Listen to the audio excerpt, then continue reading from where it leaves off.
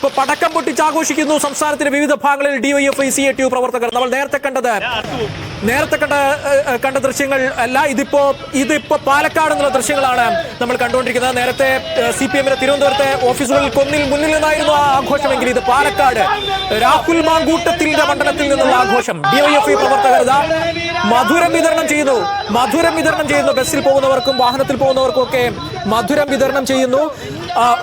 ഏതായാലും നിലവിലെ സാഹചര്യത്തിൽ രാഷ്ട്രീയമായി ചില കാര്യങ്ങൾ ചെയ്യേണ്ടത് സമയബന്ധിതമായി തന്നെ ചെയ്തു എന്ന് കോൺഗ്രസിന് വിശദീകരിക്കാൻ പറ്റുന്ന ഒരു തീരുമാനം അവരും എടുത്തിട്ടുണ്ട്. ഇന്നലെ തന്നെ നമുക്ക് വ്യക്തമായതായിരുന്നു നേതാക്കളുടെ വാക്കുകളിലൂടെ കോൺഗ്രസ് രാഹുൽ മാങ്കൂട്ടത്തിനെ പുറത്താക്കും എന്നുള്ളത്. അതിന് ഒരു കാത്തുനിൽക്കൽ, അത് കോടതിയുടെ ഭാഗത്ത് നിന്നുള്ള തീരുമാനം എന്തെന്നറിയാനുള്ള കാത്തുനിൽക്കലായിരുന്നു.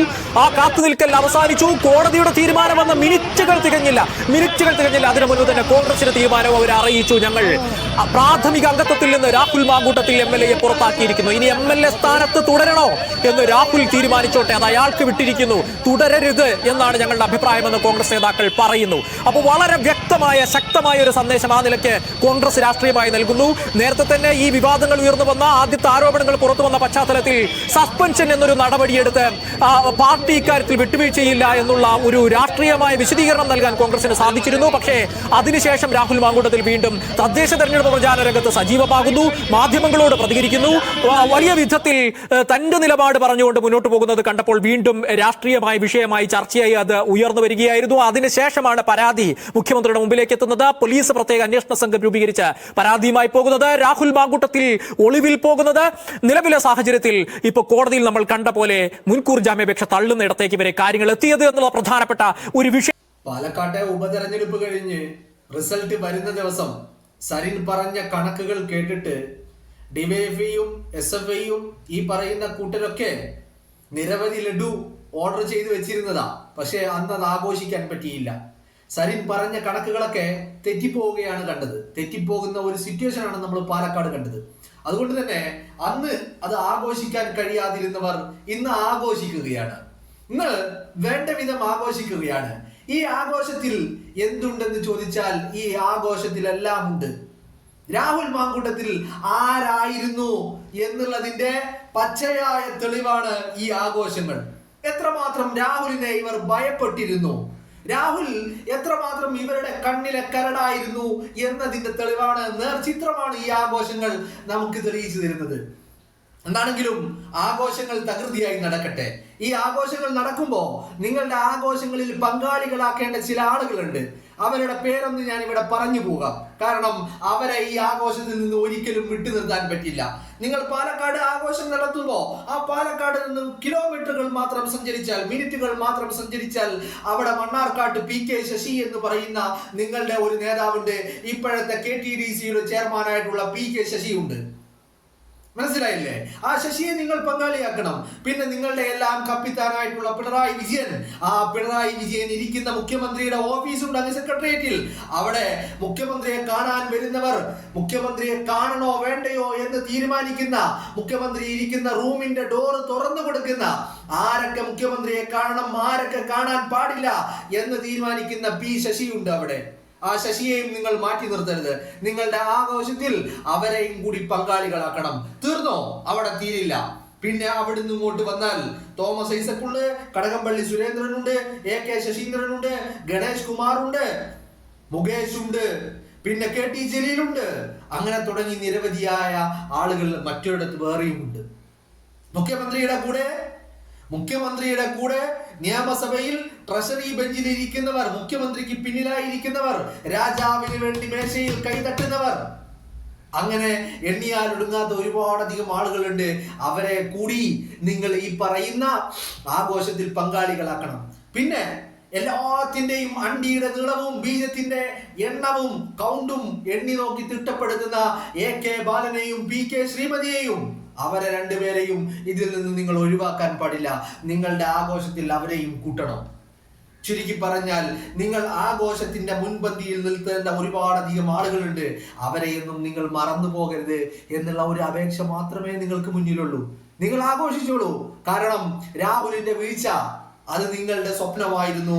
ആ സ്വപ്നം സാക്ഷാത്കരിച്ച ദിവസമാണെന്ന് എന്ന് പറഞ്ഞാൽ 2025 ഡിസംബർ 4 എന്ന് പറയുന്നത് നിങ്ങൾ വല്ലാതെ ഭയപ്പെട്ട, നിങ്ങൾ എങ്ങനെയെങ്കിലും തല്ലി വീഴ്ത്തണമെന്ന് ആഗ്രഹിച്ച, എങ്ങനെയെങ്കിലും ഇല്ലായ്മ ചെയ്യണമെന്ന് നിങ്ങൾ ആഗ്രഹിച്ച രാഹുൽ മാങ്കൂട്ടം എന്ന് പറയുന്ന വ്യക്തിയുടെ വീഴ്ച പൂർണ്ണമായ ദിവസം നിങ്ങൾക്ക് ആഘോഷിക്കാനുള്ള എല്ലാ അവകാശങ്ങളും നിങ്ങൾക്കുണ്ട്. പക്ഷേ ആഘോഷിക്കുമ്പോൾ അതിൽ നിങ്ങൾ മറന്നു പോകരുത്. പി ശശിയെ മറക്കരുത്, PK ശശിയെ മറക്കരുത്, തോമസ് ഐസക്കിനെ മറക്കരുത്, കടകംപള്ളി സുരേന്ദ്രനെ മറക്കരുത്, KT ജലീലിനെ മറക്കരുത്, P ശ്രീരാമകൃഷ്ണനെ മറക്കരുത്, മുകേഷിനെ മറക്കരുത്, AK ശശീന്ദ്രനെ മറക്കരുത്, ഗണേഷ് കുമാറിനെ മറക്കരുത്. പിന്നെ മുഖ്യമന്ത്രിയുടെ ഏറ്റവും മുഖ്യമന്ത്രിയുടെ മരുമകനായിട്ടുള്ള മുഹമ്മദ് റിയാസിനെയും മറക്കരുത്. ആദ്യത്തെ ഭാര്യയെ കുനിച്ചു നിർത്തി കൂമ്പിലിടിച്ച മുഹമ്മദ് റിയാസിനെയും മറക്കരുത്. അങ്ങനെ ഇവരെ എല്ലാവരെയും നിങ്ങൾ ഉൾക്കൊള്ളിക്കണം. അങ്ങനെ ഇവരെ എല്ലാവരും പങ്കെടുപ്പിച്ചുകൊണ്ടായിരിക്കണം നിങ്ങളുടെ ആഘോഷങ്ങൾ എന്നുള്ള ഒരു അപേക്ഷ മാത്രമേ നിങ്ങൾക്ക് മുന്നിൽ വെക്കാനുള്ളൂ. നിങ്ങൾ ലഡു വിതരണം ചെയ്യണം. കാരണം പാലക്കാട് ഉപതെരഞ്ഞെടുപ്പ് കഴിഞ്ഞിട്ട് റിസൾട്ട് അന്ന് രാവിലെ അല്ലെങ്കിൽ അതിന്റെ തലേ ദിവസം ഈ 2 ദിവസങ്ങളിലായിട്ട് പിരായിരിയിലെ സരിൻ പറഞ്ഞത് കേട്ടിട്ട് നിങ്ങൾ ഒരുപാട് ലഡു ഓർഡർ ചെയ്തതായിരുന്നു. നിങ്ങൾ ഒരുപാട് ലഡു ഓർഡർ ചെയ്ത വ്യക്തികളാണ്. ആ ലഡു ഒക്കെ വെറുതെ ആറ്റിൽ കൊണ്ടുപോയി കളയേണ്ട അവസ്ഥ നിങ്ങൾക്കുണ്ടായി. നിങ്ങൾക്ക് പാലക്കാട് ആഘോഷിക്കാൻ പറ്റിയില്ല. അന്ന് രാഹുൽ മാങ്കൂട്ടത്തിലും സരിനും തമ്മിലുള്ള വോട്ടിന്റെ ഭൂരിപക്ഷം എന്ന് പറയുന്നത്, ഡിഫറൻസ് എന്ന് പറയുന്നത്, മാർജിൻ എന്ന് പറയുന്നത് 28,000-ലധികം വരുന്ന വോട്ടിന്റെ ഭൂരിപക്ഷമാണ്. അങ്ങനെ രാഹുൽ അവിടെ വിജയിച്ച് കയറിയപ്പോ നിങ്ങൾ പലതും ഇറക്കി നോക്കിയിട്ടും രാഹുൽ ഇതിന് വീഴ്ത്താൻ കഴിഞ്ഞിരുന്നില്ല. പക്ഷേ അന്ന് നിങ്ങൾക്ക് ആറ്റിൽ കൊണ്ടുപോയി കളയേണ്ട വന്ന ലഡു ഇന്ന് നിങ്ങൾക്ക് ആഘോഷിക്കാം, ലഡു വിതരണം ചെയ്യാം. നിങ്ങൾക്ക് ആഘോഷിക്കാനുള്ള രാവാണ് ഇന്ന്, നിങ്ങളുടെ രാവാണ്. നിങ്ങൾക്ക് ആഘോഷിക്കുന്നത് അതിന്റെ കാരണം മാത്രം എന്താണെന്ന് മനസ്സിലാവുന്നില്ല. രാഹുൽ വീണതിനാണോ ആഘോഷം, അതല്ല ഒരു യുവതിക്ക് നീതി കിട്ടിയതിനാണോ ആഘോഷം? രാഹുൽ വീണതിനാണ് ആഘോഷമെങ്കിൽ ഓക്കെ, ആഘോഷിച്ചോളൂ.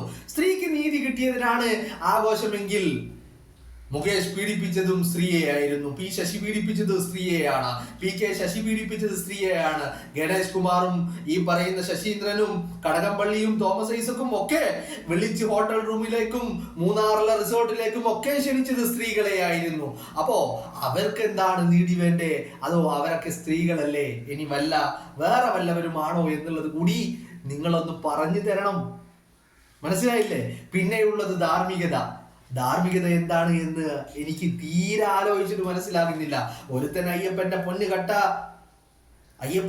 കട്ടതിന് ഒരുത്തൻ നിങ്ങളുടെ മുൻ സംസ്ഥാന വൈസ് പ്രസിഡന്റ്, നിങ്ങളുടെ മുൻ MLA, നിങ്ങൾ ദേവസ്വം പ്രസിഡന്റ് ആക്കിയ വ്യക്തി ഇന്നും ജയിലിൽ കിടക്കുകയാ. അവൻ ഇപ്പോഴും പാർട്ടിയിൽ തന്നെയാ. പാർട്ടിയുടെ അംഗത്വത്തിൽ നിന്ന് പുറത്താക്കിയിട്ടില്ല, പാർട്ടിയുടെ സ്ഥാനമാനങ്ങളിൽ നിന്ന് പുറത്താക്കിയിട്ടില്ല. മുകേഷും ഇപ്പോഴും MLA തന്നെയാ. അയാളെ എവിടെയും ആരും പുറത്താക്കിയിട്ടില്ല. അയാൾ MLA സ്ഥാനത്തുണ്ട്. അപ്പോ ധാർമ്മികതയാണോ എന്ന് ചോദിച്ചാൽ അതല്ല എന്ന് തീർത്തും പറയേണ്ടി വരും.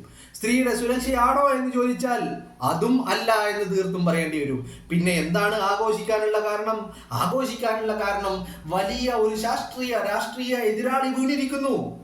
ഭയപ്പെട്ട DYFI സഖാക്കള്, അന്തംഗമികള്, അടിമകള് ഒക്കെ വല്ലാതെ ഭയപ്പെട്ട, അവനെ വീഴ്ത്തണമെന്ന് അതിയായി ആഗ്രഹിച്ച അങ്ങനെയുള്ള ഒരു നേതാവ് വീണിരിക്കുന്നു എന്ന് പറഞ്ഞാൽ കടപുഴകി വീണിരിക്കുന്നു. ഒരിക്കലും എഴുന്നേറ്റ് നിൽക്കാൻ കഴിയാത്ത രീതിയിൽ തകർന്നടിഞ്ഞിരിക്കുന്നു. അതിന്റെ സന്തോഷമാണോ എന്ന് ചോദിച്ചാൽ യെസ്, അതെ, അതിന്റെ സന്തോഷം തന്നെയാണ്. അതിനപ്പുറത്തേക്ക് ഈ സന്തോഷത്തിന് വേറെ കാരണങ്ങളൊന്നുമില്ല. അതുകൊണ്ട് തന്നെയാണ് ഞാൻ പറഞ്ഞത്, നിങ്ങൾ ഈ സന്തോഷത്തിൽ, നിങ്ങളുടെ ആഘോഷത്തിൽ നിങ്ങൾ ഭാഗവാക്കാക്കേണ്ട ഒരുപാട് ആളുകളുണ്ട്. അവരെ ഒന്നും നിങ്ങൾ ഈ ആഘോഷവേളയിൽ മാറ്റി നിർത്തരുത്. അവരെയൊക്കെ കൂടെ നിർത്തിക്കൊണ്ട് നിങ്ങൾ സമൂഹത്തിന് വലിയ മെസ്സേജ് നൽകണം. എന്താണ് മെസ്സേജ്?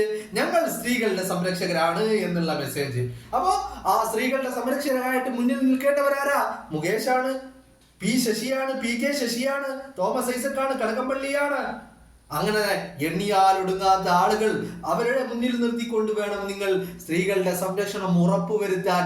അതോടൊപ്പം രാഹുലിനെ വീഴ്ത്തിയതിലുള്ള ആഘോഷം, അതിനും ചുക്കാൻ പിടിക്കേണ്ടത് ഇവർ തന്നെയാണ്. കാരണം ഇവരാണ് അതിന് ഏറ്റവും അധികം അർഹതയുള്ളവർ. ആ ആഘോഷത്തിനെ മുന്നിൽ നിന്ന് നയിക്കാൻ, ആ ആഘോഷങ്ങൾക്ക് ചുക്കാൻ പിടിക്കാൻ ഏറ്റവും അർഹരായവർ മുകേഷ് അല്ലാതെ മറ്റാരാണ്? പി ശശി അല്ലാതെ മറ്റാരാണ്? പി കെ ശശി അല്ലാതെ മറ്റാരാണ്? തോമസ് ഐസക്കും കടകംപള്ളിയും ഗണേഷ് കുമാറും അല്ലാതെ മറ്റാരാണ് അതിന് ഏറ്റവും അർഹതപ്പെട്ടവര്? അപ്പോ അവരെ മാറ്റി നിർത്തിക്കൊണ്ടാവരുത് നിങ്ങളുടെ ആഘോഷം. നിങ്ങൾ ആഘോഷിച്ചു കൊള്ളുക ഡിവൈഎഫ്ഐക്കാരാ, നിങ്ങൾ ആഘോഷിച്ചു കൊള്ളുക സഖാക്കളെ, നിങ്ങൾ നന്നായിട്ട് ആഘോഷിക്കുക. കാരണം ഇനി ചിലപ്പോ ഇതുപോലെ ആഘോഷിക്കാൻ ഒരു അവസരം വീണ് കിട്ടുമെന്ന് നിങ്ങൾ പ്രതീക്ഷിക്കേണ്ട. അങ്ങനെ ഒരു അവസരം ഉണ്ടാകുമെന്നുള്ള പ്രതീക്ഷ വേണ്ട. ഇത് മേ ബി നിങ്ങളുടെ ആഘോഷരാവിന്റെ അവസാന ആഘോഷമായിരിക്കും.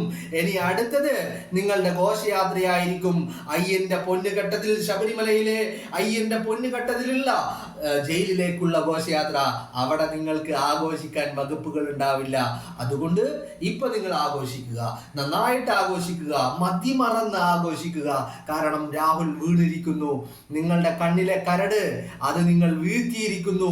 വീണിരിക്കുന്നു എന്ന് പറയുന്നതല്ല, വീഴ്ത്തിയിരിക്കുന്നു എന്ന് പറയുന്നതാവും അതിന്റെ ശരി.